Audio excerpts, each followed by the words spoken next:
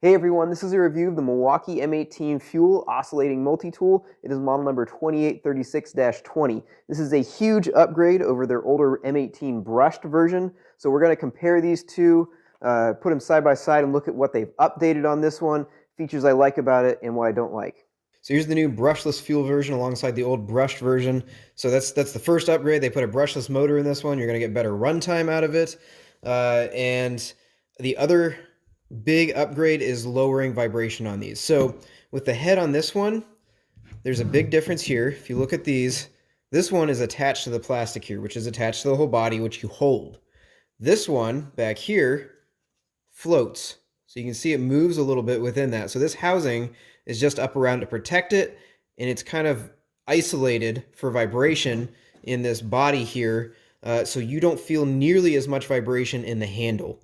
And so to give you a visualization of that, I've got a cup of water here, and I'm going to just push it up against the side of this tool while I'm holding it and running it at maximum speed for both of these.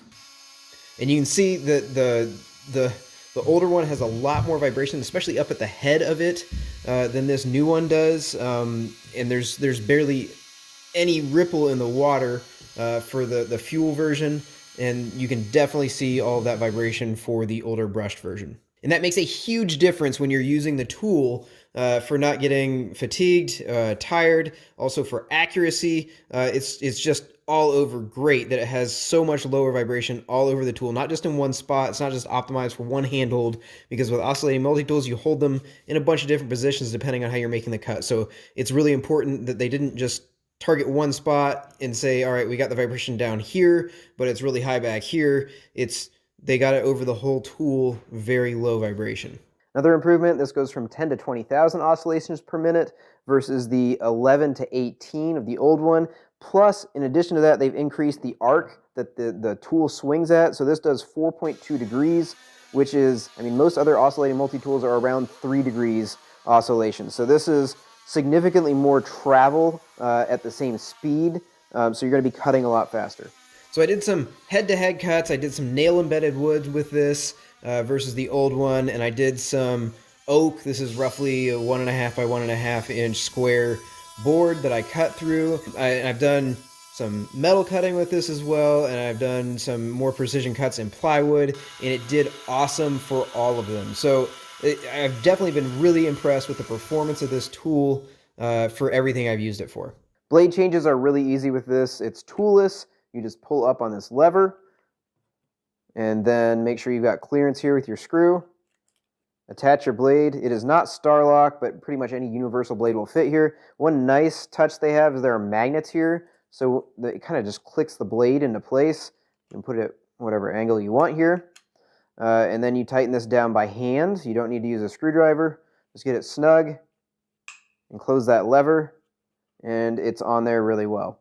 When you take your blades off, you do the opposite. Sometimes this will get stuck if you've been using it for a while, and if you need to do that to get it off, you don't even need a screwdriver. You just take whatever blade you're going to be putting in there next and use that to turn, because it's got a little slit in this top piece right here. So it's toolless blade change, and if it does get stuck, you can use the new blade as the tool. They've also recessed a few things a little bit better. If you see the release for the head on this, they've really recessed it with the new version. They also recessed the on-off switch a little bit more, and they also recessed the mode adjustment, although this turns a lot easier than the old one did. I like the old one because it had positive stops where it just kind of clicks into place.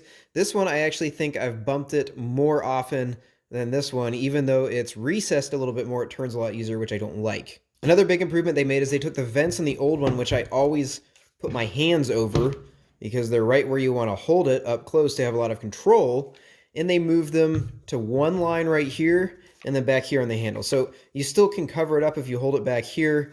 If you're holding it on the main body, which I usually choke up on it a little bit, it's out of the way of all of the vents here. And if you're really up close, you're still probably not going to be all the way up there. So I think it's a good idea that they moved it here. You'll also notice, though, that there's not much material all the way around here. So I hope that's not a problem if you drop your tool. It shouldn't be stressed from the vibrations because this is free floating like I mentioned earlier. So this is mainly just a shroud up here, but I would be concerned if you're rough on your tools and you drop it a whole bunch, this might be a potential weak point. Another big improvement is the LED is 180-degree field of view. On the old one, they just had one LED, so it's a lot brighter and you're going to be able to light up a dark area when you're working in it. One thing I noticed about the battery connection on this is it's a little bit loose on the new version. On the old version, it's on there pretty tight. I think that may actually be on purpose to give a little bit more vibration isolation to these rather than rigidly attaching it. I'm not entirely sure though, but I haven't had any problems with it cutting out or losing contact, even though it's a little bit loose. Another great feature this has is at the very end of the range, you've got an A instead of the 10. And so what this does is an auto detect feature, so you can start your cut and it'll be nice and smooth and a little bit slower. And once it detects you're in the middle of a cut, it'll ramp up. So for me, on a 3/4 inch piece of plywood, that was about 3/4 of an inch to an inch of the way in.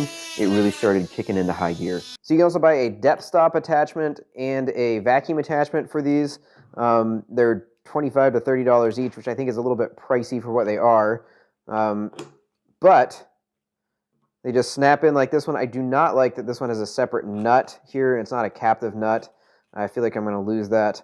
But you just tighten this one down. And then you can adjust this and you can put it right up top here. And when you have a blade in it, you can stop your depth wherever you want. You can just measure off of that. And a lot of blades actually have depth settings on here, so you can stop it right there. And you get your, I can do 3/4 inches right there, and it's really convenient. So you can put it right over top of wherever you're cutting and control your cut a lot better. The vacuum port attachment just snaps on with these little fingers right here, and you just push it on, and it's a little bit loose though, so if you have the vacuum hose on it and you're not paying attention, it can actually swivel around and kind of get in the way. It is nice that you can still flush cut with this on, but it's not going to come down and get dust collection here, so you're going to have pretty strong suction to get everything connected in here. It's really only for finer dust. You're not going to get everything with it. Getting it off is a little bit nerve-wracking. I feel like I'm going to bend this and eventually break it, but it's doable. Price point on this is $229 bare tool. That comes with a contractor's bag, one wood blade, a sanding attachment, and a couple sanding pads. So I think the price is justified alone by the low vibration this thing has. It's so much smoother feeling than the other oscillating multi-tool that they have, that I think it's worth upgrading, especially if you're going to be using this tool a lot. It's going to save you a lot of fatigue without having that vibration in your hands for a long amount of time. So hopefully this video was helpful. Let me know if you have any questions in the comment section below. And once again, don't forget to subscribe.